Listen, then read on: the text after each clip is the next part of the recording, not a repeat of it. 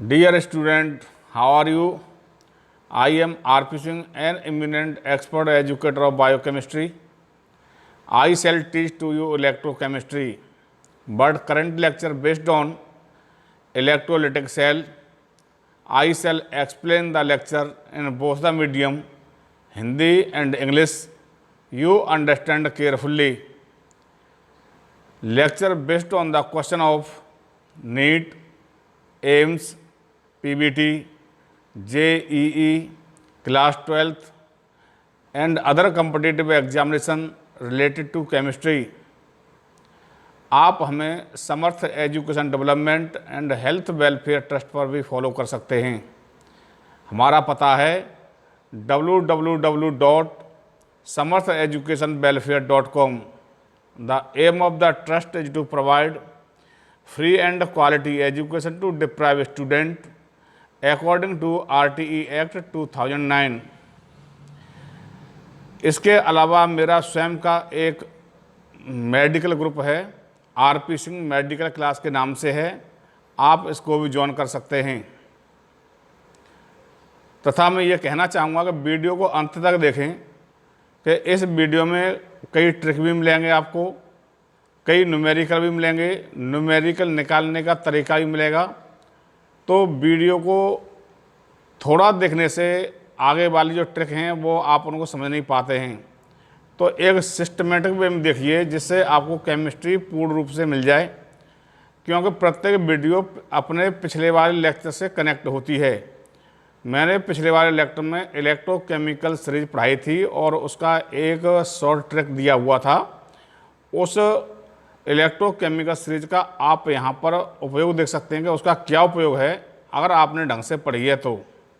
चलिए आइए मैं अब आपको एक स्लाइड पे लेके चलता हूँ। Comes on the slide.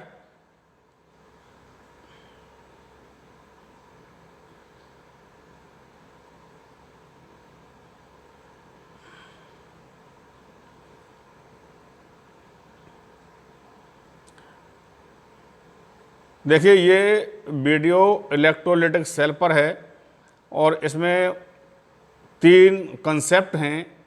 Number 1 electrolysis, number 2 electrolyte और एक तीसरा कंसेप्ट जो मुझे पढ़ाना है वो है इलेक्ट्रोलाइटिक सेल। तो सबसे पहले आपको इलेक्ट्रोलाइसिस क्या होता है, इलेक्ट्रोलाइट क्या होता है और इलेक्ट्रोलाइटिक सेल है क्या, इससे पहले मैंने आपको इलेक्ट्रोकेमिकल सेल पढ़ाया था।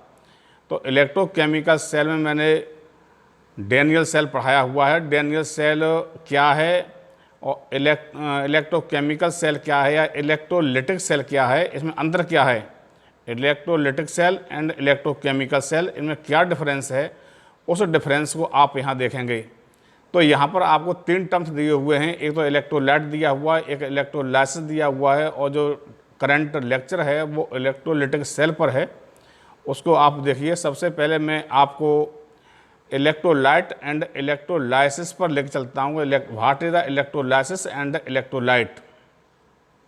तो ये डेफिनेशन है इसकी, ये डेफिनेशन है the substance whose aqueous solution undergo decomposition into ions when electric current passed through them called electrolyte. आप समझ गए होंगे, इलेक्ट्रोलाइट एक ऐसा सॉल्यूशन है जिसमें यदि इलेक्ट्रिक करंट पास कर देते हैं तो वो आयंस में डिवाइड हो जाता है, यानी वो डिसोसिएट हो जाता है आयंस में जब उसमें इलेक्ट्रिक करंट विद्युत धारा प्रवाहित की जाती है। उसको क्या कहते हैं, इलेक्ट्रोलाइट। और संपूर्ण जो प्रोसेस है इसका, whole process is called electrolysis. इस पूरे प्रोसेस को इलेक्ट्रोलाइसिस बोलते हैं।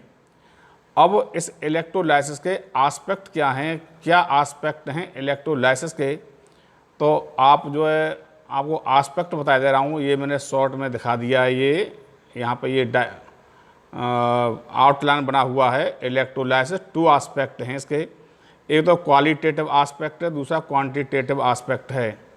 क्वालिटेटिव एस्पेक्ट में आप थ्योरी पढ़ेंगे, इसमें पूरी थ्योरी है क्वालिटेटिव एस्पेक्ट में।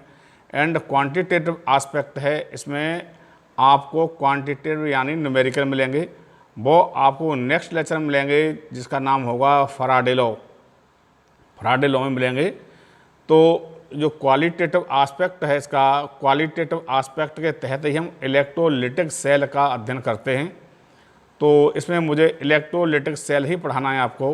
तो सबसे पहले आप ये समझें इलेक्ट्रोलिटिक सेल है क्या, what is the electrolytic cell. Electrolytic cell change electrical energy into chemical energy. अब यहाँ पर एक डिफरेंस और समझ लेना, इससे पहले जो डैनियल सेल था वो इलेक्ट्रोकेमिकल सेल था। इलेक्ट्रोकेमिकल सेल क्या है, जस्ट इसका अपोजिट है। Chemical energy change into electrical energy, यहाँ पर electrical energy change into chemical energy, यही डिफरेंस है। और इस डिफरेंस में आपको क्या क्या अलग से और पढ़ना है, एनोड कैथोड, वहाँ पे एनोड की पोजीशन क्या थी, कैथोड की पोजीशन क्या थी। इस सेल में आप इलेक्ट्रोलिटिक सेल में एनोड की पोजीशन क्या है, कैथोड की पोजीशन क्या है, वो आपको डिफरेंस अभी मालूम पड़ेंगे। तो आप जो है समझते जाइए, लिखते जाइए, कॉपी और पेन निकालिए, अपना नोट स्वयं बनाइए। मोस्ट जो टॉपिक हैं उनको नोट करते जाइए। वैसे आपको लिखा हुआ पूरा नोट्स मिलता जाएगा। आइए, comes on the next slide.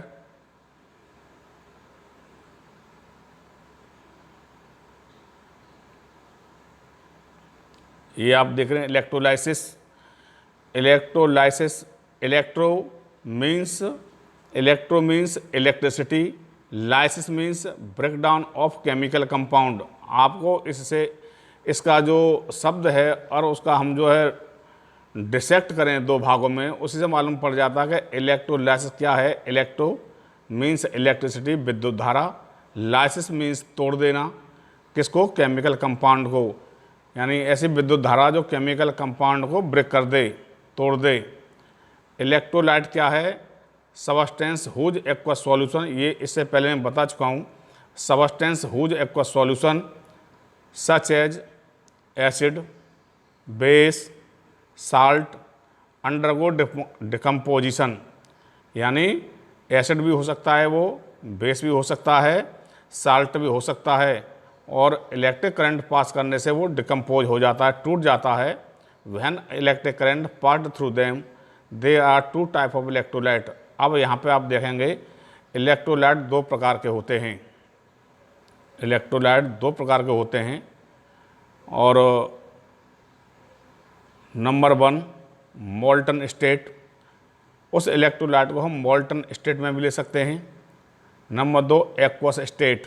Molten state आप जानते हैं, उसको पिघला दो, आगे पर रख के उसको पिघला देना, उसका जो सॉलिड से मोल्टन स्टेट में आ जाता है, उसको मोल्टन स्टेट बोलते हैं।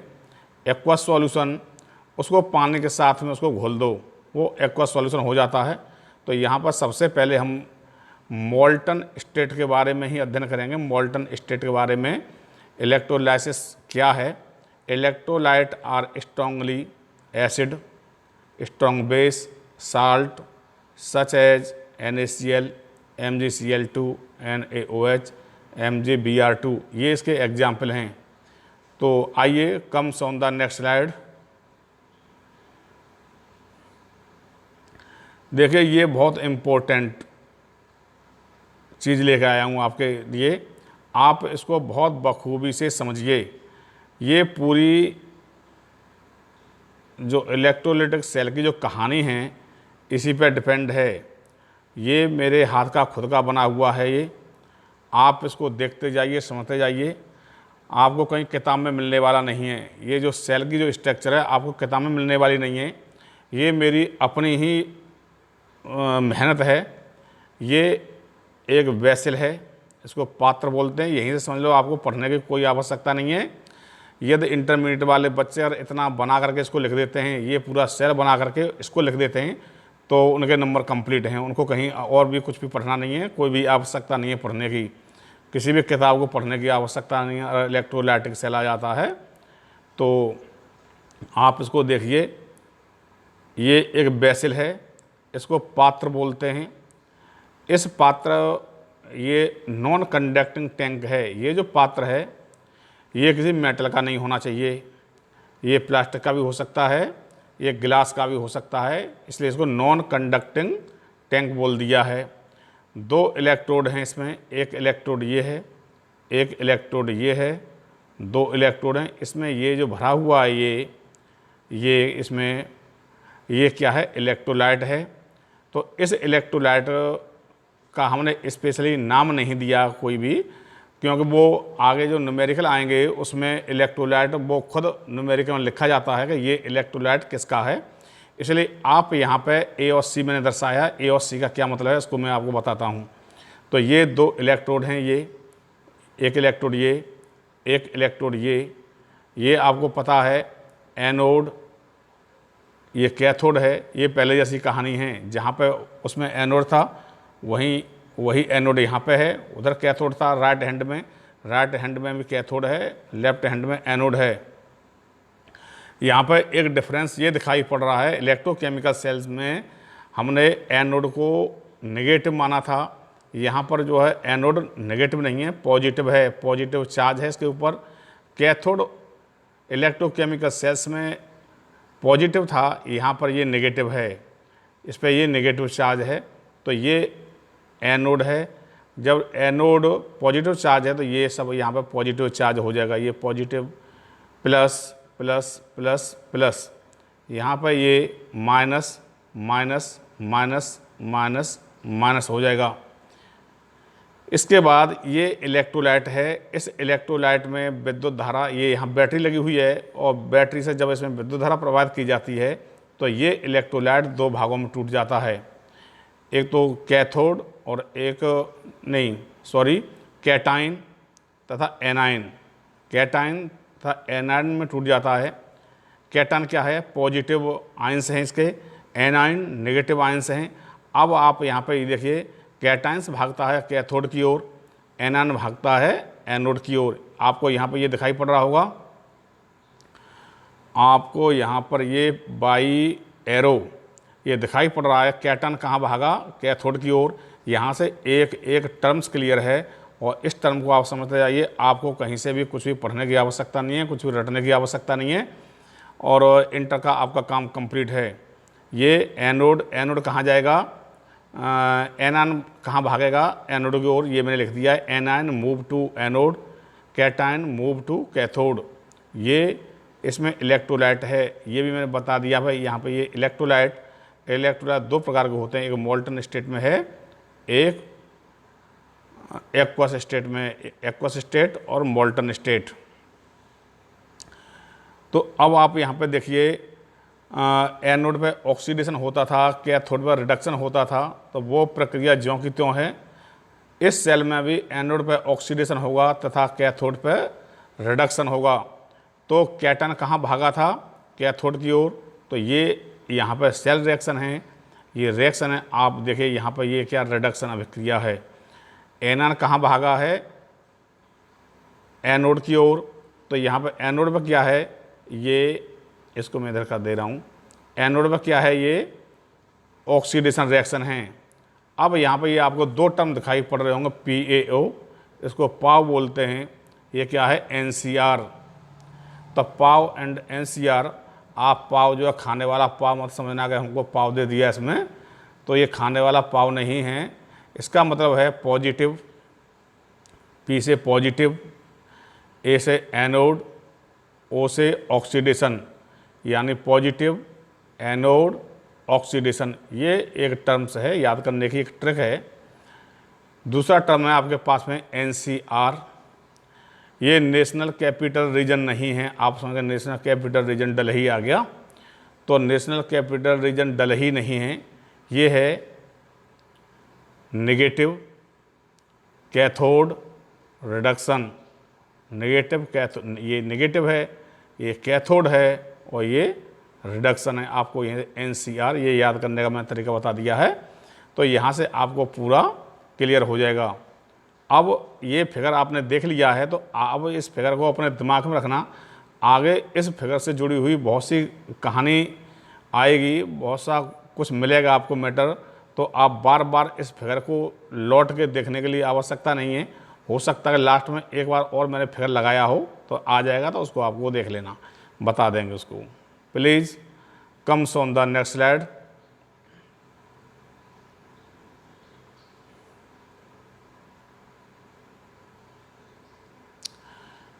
देखिए ये अभिक्रिया है, यहाँ पे मैंने आपको वहाँ सेल पे पूरा बता दिया, सेल पर पूरा बता दिया, तो आप उस सेल को अपने दिमाग में रखे होंगे तो इस पूरे को आप लिख सकते हैं। सेल अगर आपके दिमाग में बसा हुआ है तो आप उसको अपने आप दिमाग में बसा लो, अच्छी तरह से बसाइए, और उसी सेल से आप पूरी अभिक्रिया को लिख सकते हैं। कैटाइन सी, मैंने बताया था आपको सी पॉजिटिव यानी cation. Cation cathode gain of electron. देखिए कैटाइन कैथोड की ओर भागता है, क्यों भागता है इसको बताएंगे। एनायन एनोड की ओर भागता है, क्यों भागता है ये भी बताएंगे। देखिए आप एक छोटी सी कहानी है,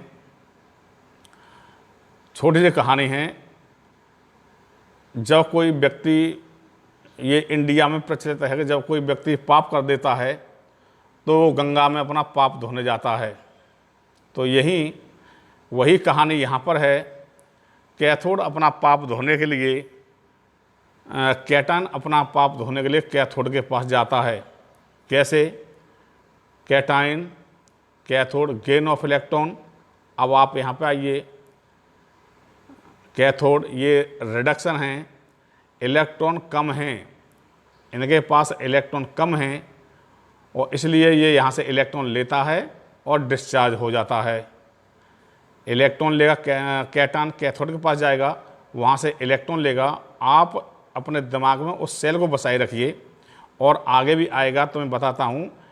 इलेक्ट्रॉन की कमी है उसके पास में, कैथोड के पास जाएगा, कैथोड से इलेक्ट्रॉन लेगा और लेने के बाद वहीं डिस्चार्ज हो जाएगा, यानी अपना पाप धो देगा, गंगा जी से नहा ली और ये अपने पापों से मुक्ति मिल गई इसको। उसके बाद आइए A9 A, anode loss of electron. ये ऑक्सीडेशन रिएक्शन है, इलेक्ट्रॉन ज़्यादा हैं इनके, उनके पास इलेक्ट्रॉन कम थे, इनके पास क्या है, इलेक्ट्रॉन ज़्यादा हैं। मैंने इसको एक एक बात को, इसलिए कुछ हिंदी में भी बहुत टर्म्स लिखे हैं। कुछ बच्चों की शिकायत पर सर समझ में नहीं आता, इसलिए मैंने हिंदी के शब्द बहुत यूज किए हैं जिससे बच्चों की समझ में आ जाए। इलेक्ट्रॉन ज़्यादा हैं इसलिए उनको दे देता है और फ्री हो जाता है, डिस्चार्ज हो जाता है, यानी उसने भी अपना पाप धो लिया, वो भी फ्री हो गया। तो यानी कैटायन और एनायन इलेक्ट्रोड। अब यहाँ से एक शब्द ये आ गया कि एनायन और कैटायन इलेक्ट्रोड की तरफ क्यों जाते हैं। अब आप समझ जाएंगे, यहाँ से इलेक्ट्रोड की तरफ इसलिए जाते हैं क्योंकि उनको वहाँ डिस्चार्ज होना है, अपना पाप धोना है, वो डिस्चार्ज होने के लिए जाते हैं। ये टर्म्स मैंने बता दिए थे आपको। PAO means positive anode oxidation, NCR means negative cathode reduction, ये सब बता दिया है। During electrolysis cation are discharge on cathode, ये अभी मैंने बताया है मौखिक। एंड एनायन ऑन एनोड, यानी कैटायन कैथोड पर डिस्चार्ज हो जाएगा, एनायन एनोड पे डिस्चार्ज हो जाएगा, अपना पाप धो देगा। अब इलेक्ट्रॉन्स फ्लो और करंट फ्लो की बात आती है तो electron flow from anode to cathode, electron flow from anode to cathode and current flow from cathode to anode. इसको समझिए बाई ए ग्राफ। आइए, comes on the next slide.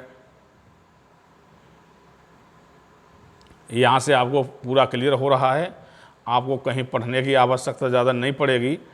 ये भले ही टॉपिक तो खैर टफ है, बड़ा कन्फ्यूजिंग वाला है, पर मैंने इसको ऐसे बनाया है कि इसमें कन्फ्यूजिंग ना के बराबर हो। ये आप देख रहे हैं फ्लो ऑफ इलेक्ट्रॉन, ये आप डायरेक्शन देख रहे हैं एनोड टू कैथोड, आपको कभी कन्फ्यूजन होने की आवश्यकता नहीं है। यहाँ पे आप देखें करंट फ्लो, ये आप देख रहे हैं ये एनोड है, ये कैथोड है, परंतु एरो कहाँ से चलता है, कैथोड टू एनोड। ये क्लियर है। अब आते हैं नेक्स्ट पे, किन किन फैक्टर्स पर प्रोडक्ट का बनना डिपेंड करता है। कौन कौन से फैक्टर हैं जिनसे प्रोडक्ट का बनना तय होता है। इलेक्ट्रोड क्या है, उसका नेचर क्या है, मीडियम ऑफ इलेक्ट्रोलाइट क्या है, इसको देखना है हमको। तो factor on which product at electrode depend, ऐसा फैक्टर जिसमें प्रोडक्ट बनना इलेक्ट्रोड पर डिपेंड करता है।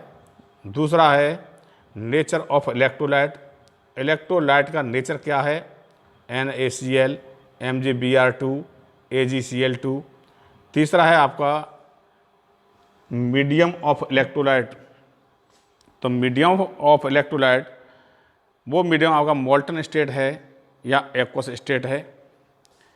अगला पॉइंट है आपका कंसंट्रेशन ऑफ इलेक्ट्रोलाइट, जो इलेक्ट्रोलाइट है कंसंट्रेट है या डाइल्यूट है, ये भी आपको पता होना चाहिए कंसंट्रेट है या डाइल्यूट है, क्योंकि आगे चल के आपको कंसंट्रेट और डाइल्यूट से भी मुकाबला करना है, और कंसंट्रेट और डाइल्यूट से भी न्यूमेरिकल आते हैं। ये आपको एक कन्फ्यूजन पैदा करेगा, उस कन्फ्यूजन को मैं क्लियर करूँगा कि कंसंट्रेशन और डाइल्यूट की क्या इम्पोर्टेंस है, और नेचर ऑफ इलेक्ट्रोड्स, जो इनर्ट इलेक्ट्रोड है या एक्टिव इलेक्ट्रोड है। देखिए अब यहाँ पे 4 टर्म्स आपके सामने आ गए हैं। एक तो इलेक्ट्रोड इनर्ट है या एक्टिव है, दूसरा जो इलेक्ट्रोलाइट मोल्टन है या एक्वस है, इसका क्या रीजन है और मोल्टन से क्या डिफरेंस आएगा, एक्वस से क्या आएगा, इनर्ट से क्या आएगा, एक्टिव से क्या आएगा, इसको आप क्रम से देखते जाइए slide by slide. Please comes on next slide.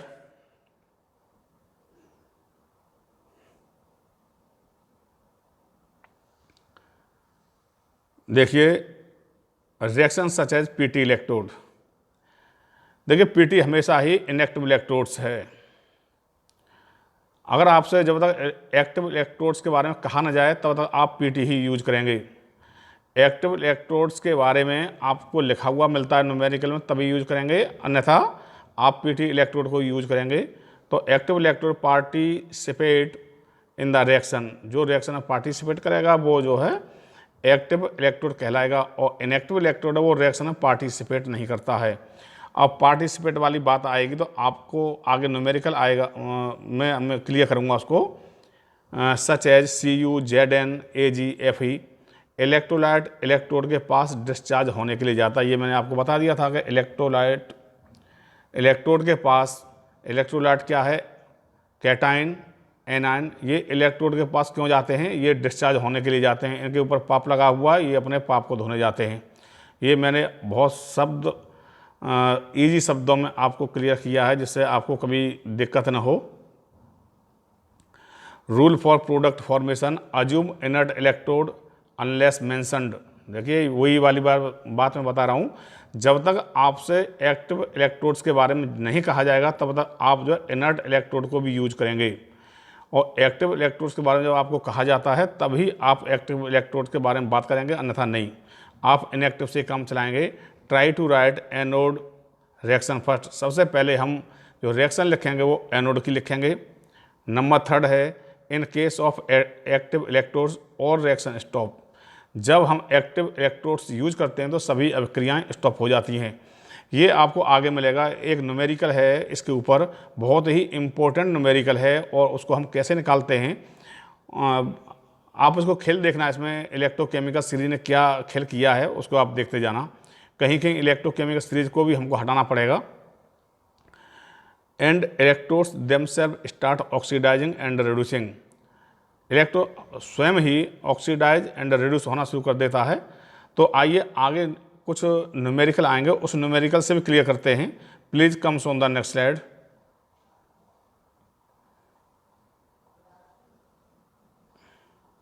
देखिए ये न्यूमेरिकल है केस 1। केस 1 की स्टडी करते हैं हम। तो केस 1 में सबसे पहले मैंने आपको ये बताया था कि 2 तरह के इलेक्ट्रोलाइट लेते हैं, एक तो मोल्टन स्टेट में लेते हैं, एक जो है एक्वस स्टेट में लेते हैं।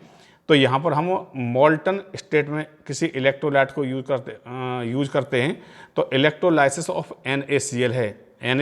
NaCl आप जानते हैं कि नमक होता है, और नमक जब इसको पानी में मिला देंगे तो ये एक्वस सॉल्यूशन हो जाएगा। जब इसको हम पानी में नहीं मिलाएंगे तो ये एक्वस सॉल्यूशन नहीं है, यानी मोल्टन स्टेट में है। इस मोल्टन स्टेट में क्या है, हम इसको आग के ऊपर जाके पिघला देते हैं, आग के ऊपर रख देते हैं, या तो ये चटक जाएगा, क्योंकि ये एक डेल के रूप में रहता है। तो डेल के रूप में क्यों रहता है कि इसके अंदर इलेक्ट्रोस्टैटिक फोर्स होता है, और इसके जो एनायन और कैटायन बहुत मजबूती से इलेक्ट्रोस्टैटिक फोर्स के द्वारा चिपके हुए रहते हैं। जब इसको आग से थोड़ा गर्म करते हैं तो इलेक्ट्रोस्टैटिक फोर्स थोड़ा कमज़ोर हो जाता है, और ये चटक करके Na अलग हो जाएगा और Cl अलग हो जाएगा। और जब इसका एक्वस सॉल्यूशन बनाते हैं तो एक्वस सॉल्यूशन में NaCl, Na और Cl एनायन और कैटायन पूर्ण रूप से अलग अलग हो जाते हैं।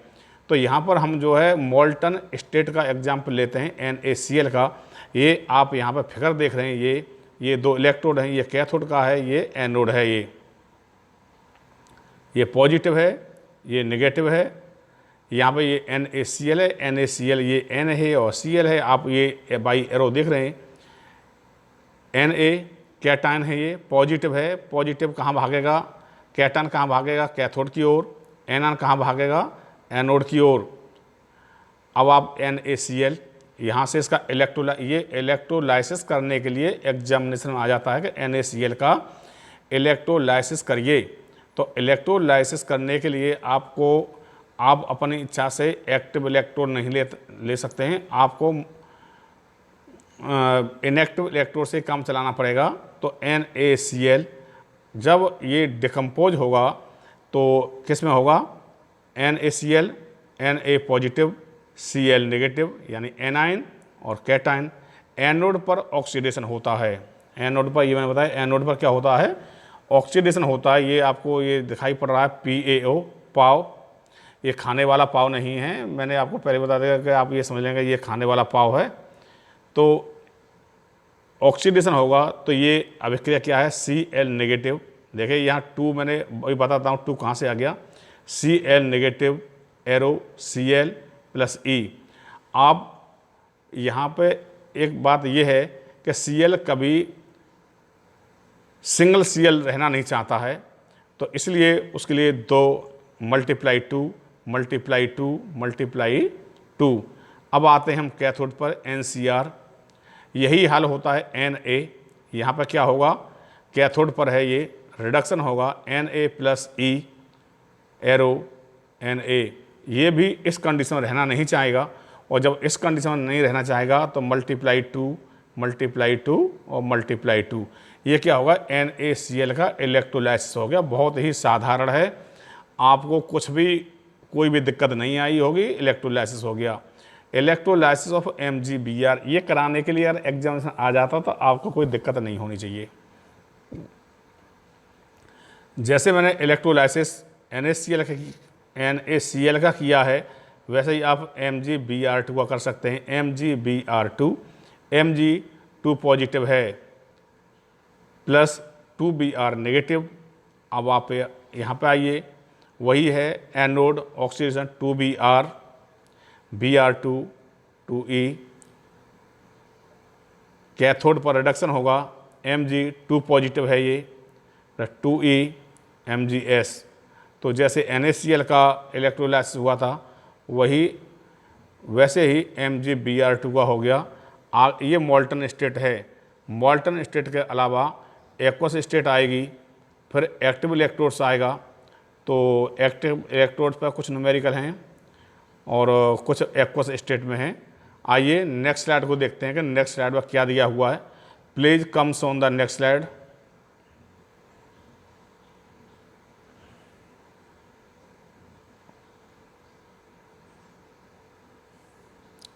Electrolysis of AlCl3।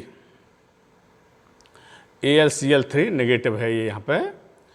तो AlCl3 इसका हमको करना है इलेक्ट्रोलाइसिस। तो Al3 पॉजिटिव, ये Al3 नहीं है, ये घात है। Al3 positive plus CL negative. अब आते हैं हम एनोड पर इसकी रिएक्शन देखते हैं कि एनोड पर क्या अभिक्रिया होगी। तो यहाँ पर कैटायन कहाँ जाएगा, कैथोड की ओर। एनायन कहाँ जाएगा, एनोड की ओर। तो ये एनायन है, Cl नेगेटिव, ये एनायन है, ये एनोड की ओर आएगा। Cl यहाँ पे ऑक्सीडेशन होगा, Cl negative arrow electrons plus Cl। Cl इस स्टेट में रह नहीं सकता है। ये मैंने इसे क्लियर कर दिया है कि Cl इस स्टेट में नहीं रह सकता। अब आप देखते हैं कैथोड पर आते हैं Al3 positive, thrice E, arrow Al। अब जब इस स्टेट में रह नहीं सकता तो हम यहाँ क्या करेंगे, इसको 2 मल्टीप्लाई 2 करेंगे, ट्वाइस Cl 2E Cl2। ये जो मल्टीप्लाई 3 है इसको आपको बताते हैं ये क्या है। उसके बाद हमने इसकी Al वाली अभिक्रिया लिख दी, Al3 positive plus 3E Al। अब यहाँ पर हमको इलेक्ट्रॉन्स को बराबर करना है।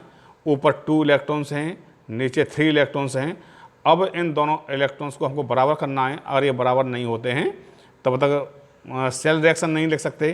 तो इलेक्ट्रॉन बराबर करने के लिए Cl में 3 का और Al में 2 का गुणा करने पर तब निकल के आएगा 6Cl negative arrow 6E plus thrice Cl2।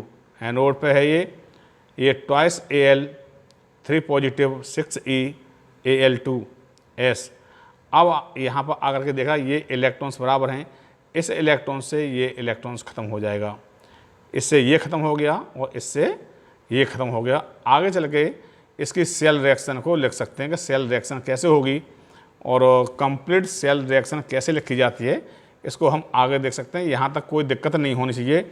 देखिए सबसे पहले अगर Cl सिंगल स्टेट में नहीं रह सकता है तो उसके लिए आपको 2 से पहले ही मल्टीप्लाई कर लेना पड़ेगा। ये बाद में इलेक्ट्रॉन्स को बराबर करने के लिए आप ऊपर नीचे देखेंगे, ये आप अपने खुद अपने दिमाग से देखेंगे हमको ऊपर कितने का गुणा करना है, नीचे कितने का गुणा करना है, जिससे दोनों तरफ इलेक्ट्रॉन्स बराबर हो जाएं। इस इलेक्ट्रॉन से ये इलेक्ट्रॉन्स ख़त्म हो जाएगा। Please comes on the next slide. देखते हैं आगे चल के क्या होता है।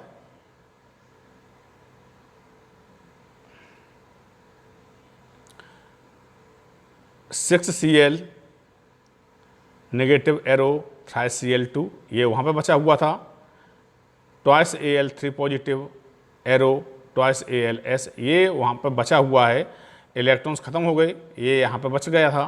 अब आप ये देखिए ट्वाइस AlCl3, इतना हम इसको लिख सकते हैं। ट्वाइस Al अगर 2 का इसमें गुणा कर दें तो ट्वाइस AlCl6 हो जाएगा ये। तो Cl6 आपका ये रहा और ट्वाइस Al आपका ये रहा। तो इसको हम जो इस फॉर्मूला के रूप में लिख सकते हैं ट्वाइस AlCl3। अब यहाँ पर से हम आते हैं केस 2 पर। एक्वस स्टेट लेते हैं। यहाँ तक तो मोल्टन स्टेट चली थी, अब एक्वस स्टेट पर आते हैं। इस एक्वस स्टेट के लिए हमको इलेक्ट्रोकेमिकल सीरीज की आवश्यकता पड़ेगी। तो इलेक्ट्रोकेमिकल सीरीज मैंने आपको पिछले वाले लेक्चर में पढ़ा दिया। लिखबा सरकाना मग अलमन जन क्रो फीकड कोनी सनपब हाई कोर्ट है आपका। ये मैंने आपको पूरा बता दिया था। थोड़ा सा डिफरेंस रूप है, वहाँ पे आयंस नहीं बताए थे। अब यहाँ पे देखिए आप आयंस देखना, ये सब दिए हुए हैं, इससे आपकी बहुत कुछ समस्या हल होगी। केस 2 एक्वस स्टेट है, electrolysis of NaCl with Pt electrodes. मैंने ये बताया था आपको इलेक्ट्रोलाइसिस आपको करना है NaCl का विद Pt इलेक्ट्रोड्स। प्लेटिनम का इलेक्ट्रोड है आपके पास में और ये इनएक्टिव इलेक्ट्रोड्स है, एक्टिव नहीं है। तो इसका इलेक्ट्रोलाइसिस कैसे कर सकते हैं और इलेक्ट्रोलाइसिस इंसान में कराने के लिए आता है, तो इसको समझ लीजिए। देखिए यहाँ पर इन्होंने दिया है ये कंसनट्रेटेड NaCl है। हमने ये कहा था इसकी कंसनट्रेशन और डाइल्यूट भी हो सकता है, इलेक्ट्रोलाइट कंसनट्रेट भी हो सकता है, डाइल्यूट भी हो सकता है। तो यहाँ पे कंसनट्रेटेड NaCl है, इसका आपको इलेक्ट्रोलाइसिस करना है और इनएक्टिव Pt इलेक्ट्रोड के साथ में। तो सबसे पहले हम जो NaCl का इलेक्ट्रोलाइसिस करके देख लेते हैं। तो NaCl है, आपको ये मालूम पड़ गया Na positive plus Cl negative, ये जो है डिकम्पोज हो गया 2 भागों में। इसके अलावा जब ये एक्वस सॉल्यूशन है तो इसमें पानी में इसका सॉल्यूशन बना हुआ है, तो पानी भी तो कहीं बाहर नहीं जाएगा, वाटर भी उसी में रहेगा। तो ये H2O का भी हमको डिकम्पोजिशन करना पड़ेगा। H2O ये टूट जाएगा किसमें, H positive ions plus OH negative ions में टूट जाएगा। ये अब आप ये बताइए, आप NaCl का डिकम्पोजिशन करेंगे या H2O का डिकम्पोजिशन करेंगे, या इलेक्ट्रोलाइसिस आपको लिखना है Na और Cl का या H और OH का। अब यहाँ पे आपको इलेक्ट्रोकेमिकल सीरीज ही हेल्प करेगी। इलेक्ट्रोकेमिकल सीरीज के अनुसार ही आपको यहाँ से चूज करना पड़ेगा किसका इलेक्ट्रोलाइसिस करना है।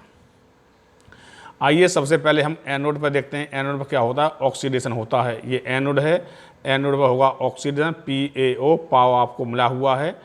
एनोड पर क्या क्या है आपका, Cl नेगेटिव और OH नेगेटिव एनायन है। ये मैंने आपको बताया एनायन कहाँ जाता है, एनायन भागेगा किधर, एनोड की तरफ, और कैटन कहाँ भागेगा, कैथोड की तरफ। तो एनायन जो नेगेटिव आयंस होते हैं उनको एनायन बोलते हैं, और पॉजिटिव आयंस होते हैं उनको कैटन बोलते हैं। तो एनोड की तरफ दो आयंस आ गया, आपका Cl नेगेटिव आ गया और OH नेगेटिव, ये एनायंस है। अब आप ये देखिए कैथोड पर आ गए हम यहाँ पे Na पॉजिटिव और H पॉजिटिव, ये आके तैयार हो गई। अब आपको ये देखना पड़ेगा कि यहाँ से किसका ऑक्सीडेशन होना है और किसका रिडक्शन होना है।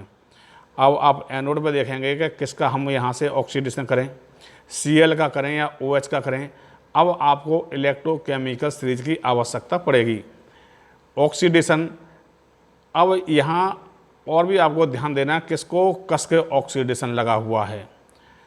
कस के ऑक्सीडेशन किसका होगा, ये आप देखिए, जिसका ऑक्सीडेशन पोटेंशियल ज़्यादा होगा उसका ऑक्सीडेशन होगा, जिसका रिडक्शन पोटेंशियल ज़्यादा होगा उसका रिडक्शन होगा।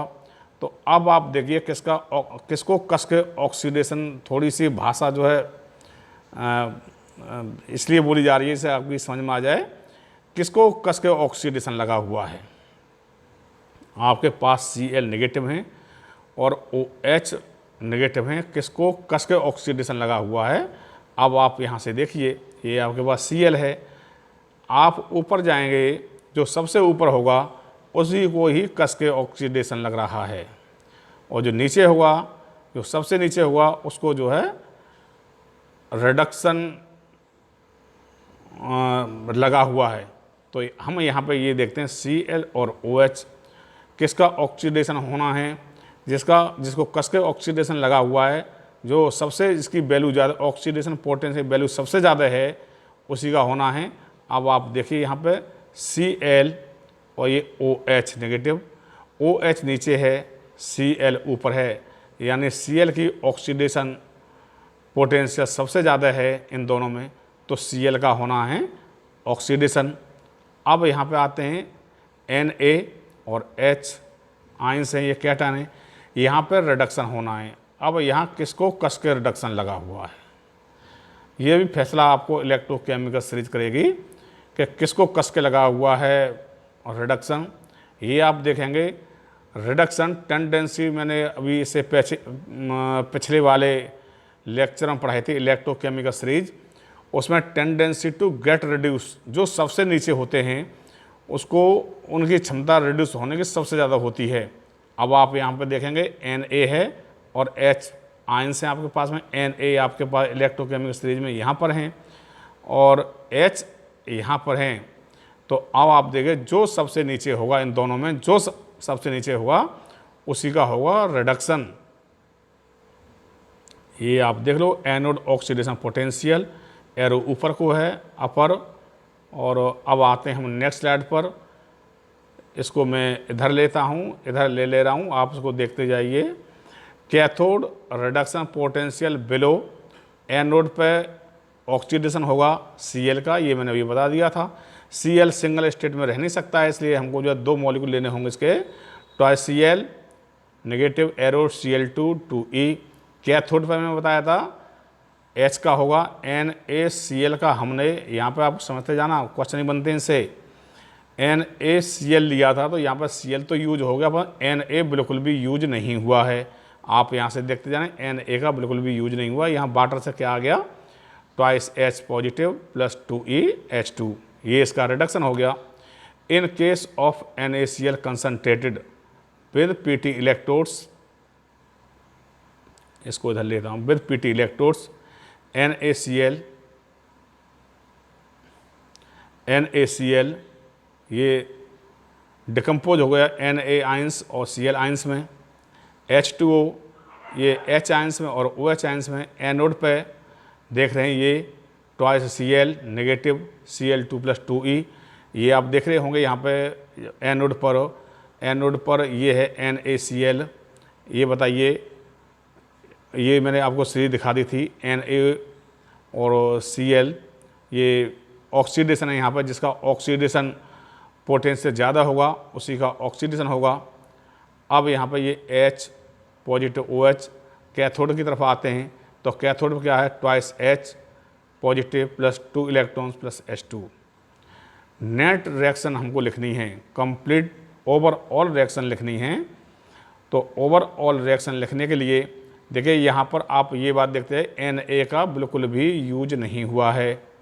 देखिए यहाँ पे कहीं पे भी, यहाँ पे भी नहीं हुआ, यहाँ पे भी नहीं हुआ। केवल उपयोग किसका हुआ, यहाँ से तो हुआ है Cl का, यहाँ से हुआ है H का, OH और Na, यानी Na और OH का बिल्कुल भी प्रयोग नहीं हुआ। आप देखते जाइए, क्योंकि इसकी ओवरऑल रिएक्शन लिखने में आवश्यकता पड़ेगी। ये क्या है, ट्वाइस Cl हमने ये लिख दिया, प्लस 2H हमने यहाँ से उठा करके यहाँ लिख दिया, एरो Cl2 हम यहाँ से यहाँ ले आए, गैस के रूप में निकल गया ये, प्लस H2, ये H2 यहाँ आ गया।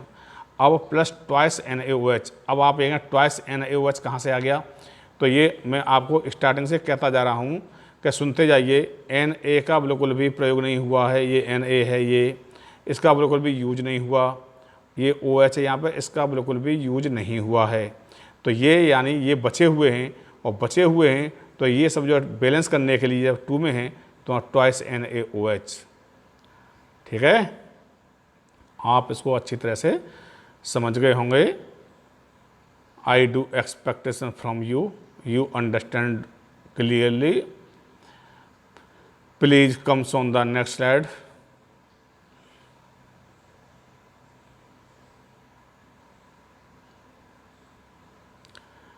Cathode reduction potential below, anode oxidation twice Cl2+2e। ये अभी मैंने पढ़ाया है आपको, अभी बताया है, तत्काल वही है।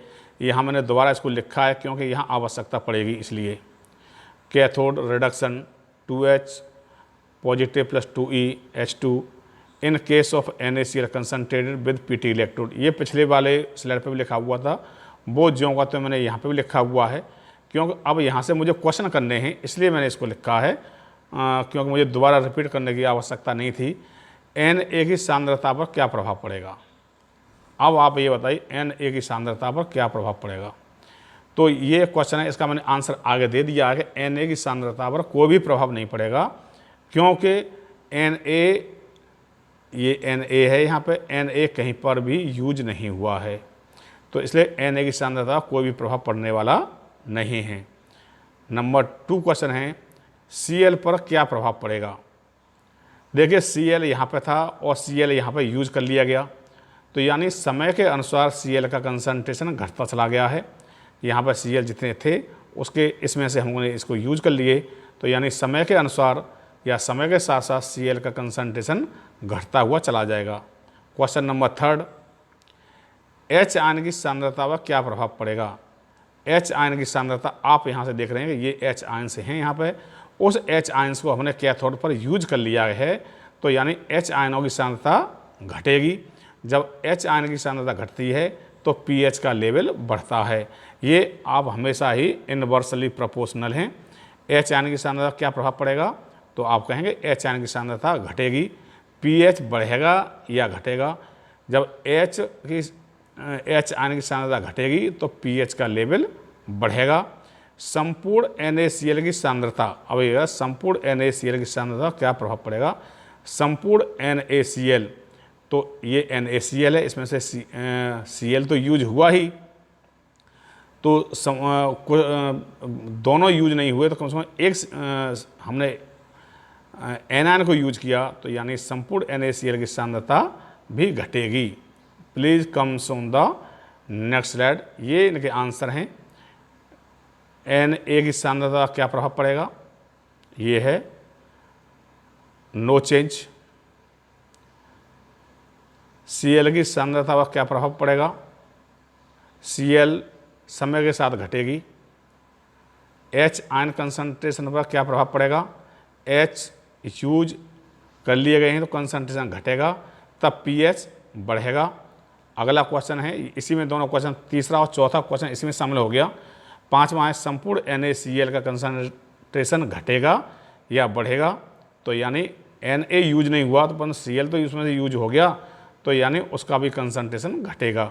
ये बहुत ही इम्पोर्टेंट क्वेश्चन है, ये IIT में पूछे गए हैं ये क्वेश्चन, और इन क्वेश्चनों को आप बहुत इजी वे में निकाल सकते हैं। और भी कोई भी इलेक्ट्रोलाइसिस आता है तो उसके भी उससे जो क्वेश्चन बनते हैं उस क्वेश्चनों को आप बहुत इजी वे में निकाल सकते हैं।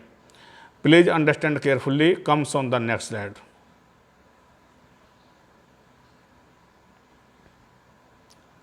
आइए, अभी तक हमने कंसंट्रेशन की बात की थी, अब यहाँ पे हम डाइल्यूट फॉर्म में आते हैं। इलेक्ट्रोलाइसिस एक्वस NaCl इन डाइल्यूट फॉर्म में इसका जो इलेक्ट्रोलाइसिस होना वही NaCl है।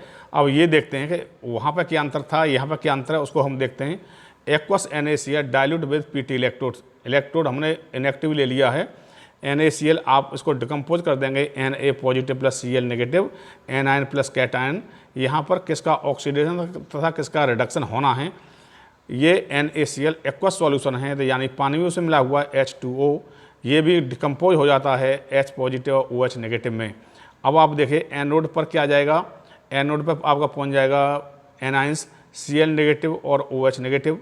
कैथोड पर क्या आ जाएगा आपका Na positive plus H positive. अब ये देखिए, अगर हम उसको देखते हैं इलेक्ट्रोकेमिकल सीरीज को देखते हैं तो मामला जो अलग आएगा, पर यहाँ पर इलेक्ट्रोकेमिकल सीरीज हम नहीं देख रहे हैं, बिना इलेक्ट्रोकेमिकल सीरीज के ही करते हैं। यहाँ पर एक साधारण सी बात है, इस बार H2O ने ये कहा कि हम पूरी टीम के साथ आए हुए हैं, यानी डाइल्यूट फॉर्म में है। पहले कंसनट्रेट फॉर्म में था, यानी पानी कम था और गाढ़ा था सॉल्यूशन।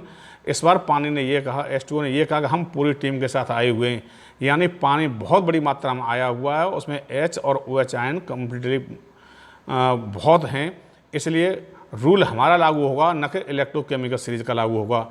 यहाँ पर SRP का रूल लागू नहीं होता। आप इसको समझ लीजिए, जब वाटर ज़्यादा है, जब उसके आयंस ज़्यादा हैं, तो उसने कहा कि हम किसी का रूल नहीं मानेंगे, रूल हमारा चलेगा और हम इलेक्ट्रोकेमिकल सीरीज के रूल को नहीं मानते हैं। तो यहाँ पर इलेक्ट्रोकेमिकल सीरीज फेल हो जाएगी और बात किसकी आएगी, वाटर की। तो अब आप ये देखिए, ये बहुत ही इंपॉर्टेंट इलेक्ट्रोलाइसिस ऑफ वाटर है NaCl in the dilute form. ये इंटरमीडिएट के एग्जामिनेशन में बहुत ही इम्पोर्टेंट और बहुत कुछ यहाँ से पूछा जाता है, ये बहुत आता है, electrolysis of NaCl with dilute form. और IIT वगैरह में भी यहाँ से सवाल पूछे जाते हैं। तो यहाँ पर जो है इलेक्ट्रोकेमिकल सीरीज का रूल लागू नहीं होता। अब आप ये देखेंगे, क्वेश्चन हमारे पास क्या था, NaCl का इलेक्ट्रोलाइसिस करिए in the form of dilute, परंतु यहाँ पे जब हम न्यूमेरिकल हल करते हैं तो यहाँ पे NaCl का इलेक्ट्रोलाइसिस नहीं होता, और इलेक्ट्रोलाइसिस होता है तो किसका होता है, पानी का।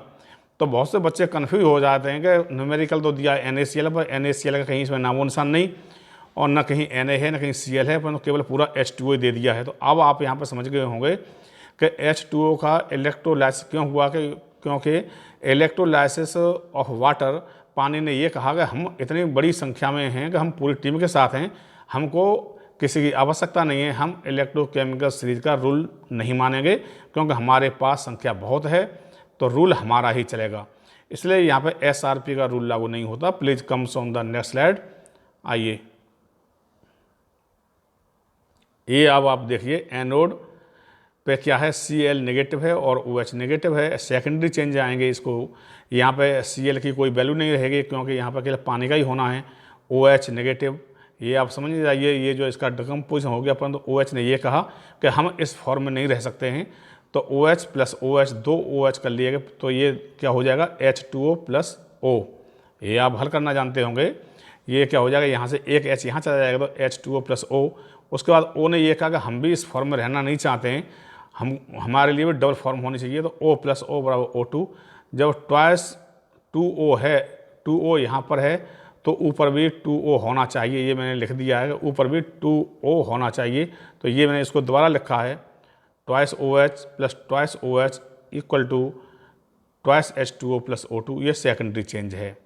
सेकेंडरी चेंज रिटर्न एज, इसको हम ऐसे भी लिख सकते हैं twice O H, twice O, इसको हम ऐसे 4OH arrow 4E plus twice H2O plus O2, इस हिसाब से भी इसको लिख सकते हैं। इन दोनों को हमने जोड़ दिया तो ये 4OH हो गया arrow 4E plus twice H2O plus O2। अब आते हैं कैथोड पर।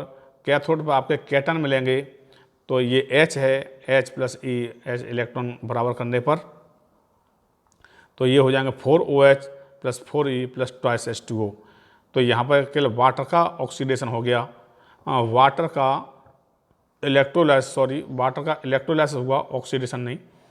तो नेट रिएक्शन कैसे लिखेंगे हम इसकी, 4H ये रहा प्लस 4OH ये रहा इक्वल टू ट्वाइस H2O यहाँ से यहाँ रख दिया प्लस ये ट्वाइस H2 गैस है, ये ट्वाइस H2O यहाँ से यहाँ आ गया प्लस O2, ये आपका पूरा लग गया। यहाँ पर ये एक छोटी सी कहानी बताना चाहता हूँ क्योंकि आगे एक जो आना है टॉपिक फैराडे लॉ, उसमें आवश्यकता पड़ेगी इसकी। ये मक्खी मुझे बार बार परेशान करने आ गई है यहाँ पर। H2 2 mole, O2 4 mole, Cl2 2 mole means 1 mole of hydrogen, ये hydrogen 1 mole of hydrogen require 2 mole electrons, 1 mole O2 require 4 mole of electron. ये फैराडे लॉ में न्यूमेरिकल आएंगे उसमें आएगा। 1 मोल Cl2 ये है, 1 mole Cl2 require 2 mole electron, 2 mole electrons. ये most important है, इसको आप ध्यान में रखना, चाहे कहीं इसको नोट करके रखना, चाहे आप इसको वीडियो में देखना। और वीडियो को देख करके कहीं कोई न्यूमेरिकल नहीं आता तो उसको वीडियो को देखिए। आइए comes on the next slide. यहाँ पर एक और बहुत अच्छा जो है न्यूमेरिकल है, ये बहुत ही अच्छा है। यहाँ पे एक घटना, ये सब याद करने वाली चीज़ें हैं। ये 2-3 अपवाद केस हैं। अपवाद NaCl एक्वस डाइल्यूट फॉर्म में लिया था तो वहाँ पे NaCl का तो इलेक्ट्रोलाइज हुआ नहीं, पर हुआ किसका, H2O का। तो ये एक अपवाद है। ऐसे ही एक अपवाद यहाँ पर है, इस अपवाद को भी देखिए, aqueous NaCl with Hg as electrodes. Hg को हमको इलेक्ट्रोड बनाना है तो ये देख लो, यहाँ पे ये NaCl डिकम्पोज हो गया Na में और Cl में। एक्वस सॉल्यूशन है H2O equal to H positive और OH नेगेटिव में। अब देखते हैं यहाँ से किसका इलेक्ट्रोलाइसिस होना है। एनोड Pt इलेक्ट्रोड है, Cl और OH है। यहाँ पे देखते हैं Cl arrow E plus Cl, इस तरह Cl नहीं रह सकता, इसलिए ये तो मैंने आपको बता दिया, पहले बता दिया, twice Cl arrow 2E plus Cl2, ये ऑक्सीडेशन हो गया। कैथोड Hg इलेक्ट्रोड है। अब यहाँ पे ये देखते हैं Na और H किसका रिडक्शन होना है, Na प्लस E, Na, इस तरह Na नहीं रह सकता, इसकी भी फॉर्म वही है यहाँ पे 2 × 2 × 2 × 2। अब ये आइए twice Na plus 2E, NaHg sodium के साथ हाईली सॉल्युबल है। यहाँ पर जो है NaHg सोडियम, Hg Na और Hg यानी ये सोडियम है हाईली सॉल्युबल है किसके साथ में, Hg के साथ में। तो नो इफेक्ट ऑन pH, यहाँ पर जो सोडियम है सॉल्युबल हो जाता है Hg के साथ में, इसलिए यहाँ का जो इलेक्ट्रोलाइट है इन सब से हटके है और इसके pH पर कोई भी प्रभाव पड़ने वाला नहीं है। अब आते हैं एक्टिव इलेक्ट्रोड के साथ में। एक्टिव इलेक्ट्रोड यूज करते हैं aqueous NaCl with Ag electrodes, active electrode. अब एक्टिव इलेक्ट्रोड्स की और आप कहानी सुनिए कि एक्टिव इलेक्ट्रोड के साथ में क्या होता है। तो एक्टिव इलेक्ट्रोड में आपको एक शॉर्ट में कहानी बता दे रहा हूँ। एक्टिव इलेक्ट्रोड्स ये कहते हैं कि हमारा ही एनोड है और हमारा ही कैथोड है, ऑक्सीडेशन हम ही करेंगे और रिडक्शन ही हम ही करेंगे, जो कुछ आया है वो सब गलत है, उसकी कोई आवश्यकता नहीं है।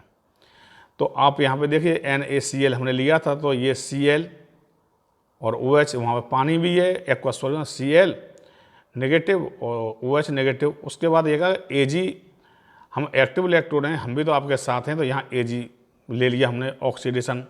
ऐसे ही यहाँ पर ये Ag equal arrow Ag positive plus E। अब आते हैं कैथोड पर। कैथोड क्या है, Na कैटायन है, H कैटायन है, और यहाँ पे भी Ag है, क्योंकि दोनों इलेक्ट्रोड Ag के हैं। आगे एक फिगर है, उसमें आपको क्लियर कर देंगे। तो उन्होंने ये कहा कि किसी का ऑक्सीडेशन और किसी का रिडक्शन नहीं होना, केवल हम ही सर्वे सर्वा हैं, हम ही ऑक्सीजन करेंगे, हमारा ही ऑक्सीडेशन होना है और हमारा ही रिडक्शन करना है। इसका बहुत इंपॉर्टेंस है। और वैसे भी आप यहाँ से ये देख सकते हैं कि ऑक्सीडेशन यानी जिसको कस के ऑक्सीडेशन लगा हुआ है उसी का ऑक्सीडेशन होना है, जिसकी ऑक्सीजन वैल्यू सबसे ज़्यादा है उसी का ऑक्सीडेशन होगा। अब आप यहाँ पर देखिए Ag यहाँ पर है, OH यहाँ पर है, Cl यहाँ पर है, यानी इस रूल के अनुसार भी Ag सबसे ऊपर है, यानी ऑक्सीडेशन पोटेंशियल इसका सबसे ज़्यादा है, तो इसी का ऑक्सीडेशन होना, इसके अनुसार भी इसी का होना है। और वैसे मैंने आपको बता ही दिया कि ये सबको फेल कर देते हैं कि केवल हम ही यहाँ के सर्वे सर्वा हैं। रिडक्शन NaH और Ag। अब आप देखें Na यहाँ पे, यानी टेंडेंसी टू गेट रिड्यूस, जिसका रिडक्शन पोटेंशियल सबसे ज़्यादा होगा उसी का ही रिडक्शन होना है। NaH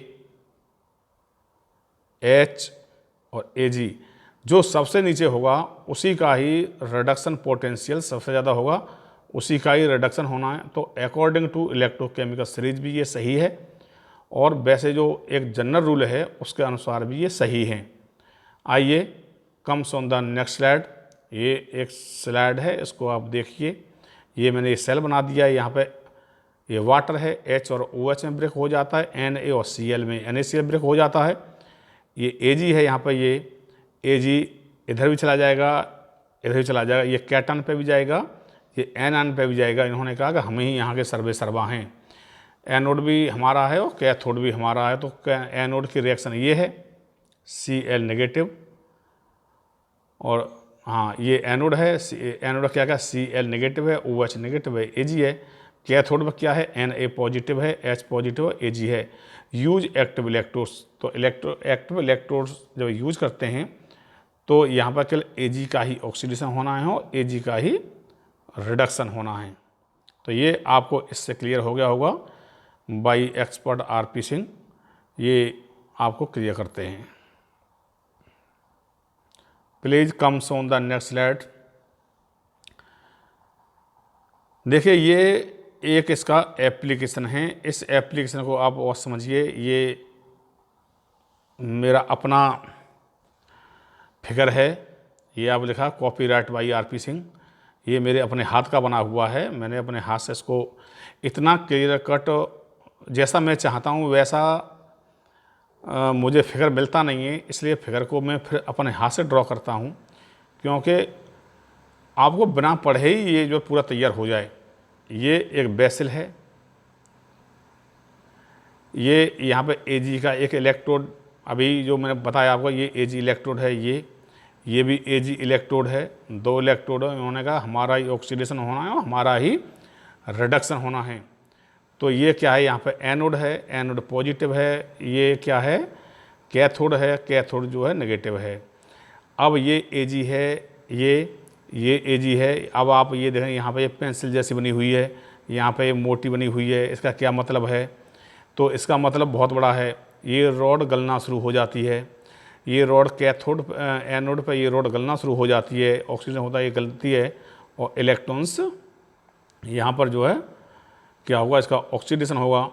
ऑक्सीडेशन में क्या होता है कि रॉड गल जाती है, और रॉड गलने से क्या हो जाएगा, भार घट जाएगा और ये अपने इलेक्ट्रॉन्स को निकाल देगी, गलती जाएगी।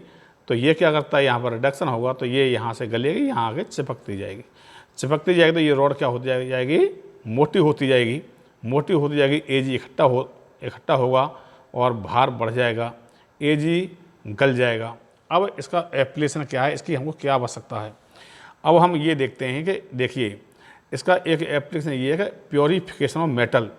अगर चांदी ये जो Ag है अगर ये अशुद्ध है तो इसको हम इस मेथड के द्वारा electrolysis of NaCl with active electrode, इसके द्वारा हम इसको शुद्ध कर सकते हैं। ये शुद्ध हो जाएगा। कैसे होगा शुद्ध? यहाँ पर ये गलेगी तो यानी इलेक्ट्रॉन्स निकलेंगे, ये यहाँ पर इकट्ठे होते जाएंगे, जो यहाँ पर इम्प्योरिटी होगी वो यहाँ पे इकट्ठी होती चली जाएगी। शुद्ध इधर ये गलती चली जाएगी, शुद्ध यहाँ पे इकट्ठी होती चली जाएगी, इम्प्योरिटीज़ नीचे गिरती जाएगी। तो ये इसका बहुत बड़ा एप्लीकेशन है। इस एप्लीकेशन को आप ध्यान में रखना, और ये बहुत ही important electrolysis of NaCl with active electrodes है, विद Ag इलेक्ट्रोड्स। और ऐसे ही इसके लिए हम कॉपर भी ले सकते हैं। तो इसका इलेक्ट्रोलाइसिस का बहुत बड़ा इंपॉर्टेंस है, हम चांदी को शुद्ध कर सकते हैं। कुछ और इसके एप्लीकेशन हैं, उसको मैं आपको नेक्स्ट स्लाइड दिखाता हूं और उनको आप देख लीजिए। Application pure metal is deposited at cathode from solution containing metal ions AgCu, ये मैंने अभी आपको बताया है। इलेक्ट्रोप्लेटिंग प्रोसेस ऑफ कोटिंग, ये आई है यहाँ पर, coating an inferior metal with superior metal by electrolysis is known as electroplating. Electroplating का ये कि आप गहने पहनते हैं तो उन गहनों पर आपको मालूम पड़ेगा चूड़ी बहुत भारी भारी है, वो चूड़ी भारी नहीं है, उस पर इलेक्ट्रोप्लेटिंग है। सोने का पानी चढ़ा हुआ है, उसके अंदर आपको आयरन भी हो सकता है और भी कोई मेटल हो सकती है, वहाँ पर आपको इलेक्ट्रोप्लेटिंग, इसको गलवा यानी जिंक है या कॉपर है, किसी पर भी इलेक्ट्रोप्लेटिंग हो जाए तो यानी वो यानी उसका लेप कर देते हैं। वो धातु इतनी भारी नहीं, सोना इतना मोटा मोटा सोना कोई नहीं पहनता है, उसके ऊपर पानी का लेप हो जाता है। गांव में बोलते हैं पानी का लेप करा लिया, तो इसको केमिस्ट्री भाषा में इलेक्ट्रोप्लेटिंग बोलते हैं। Production of H2 by electrolysis of water, आपने वहाँ पीछे भी देखा होगा कि L2 इलेक्ट्रोलाइसिस, जब वाटर का इलेक्ट्रोलाइसिस होता है वहाँ से H2 भी निकलती है, Cl2 निकलती है, तो इसलिए वहाँ से H2 का भी प्रोडक्शन हो सकता है। इसलिए मैं यही कहना चाहूँगा कि वीडियो थोड़ा सा लंबा है, परंतु ये लेक्चर ही इतना लंबा था तो मुझे इतना लंबा करना ही पड़ा। तो all the best, thank you.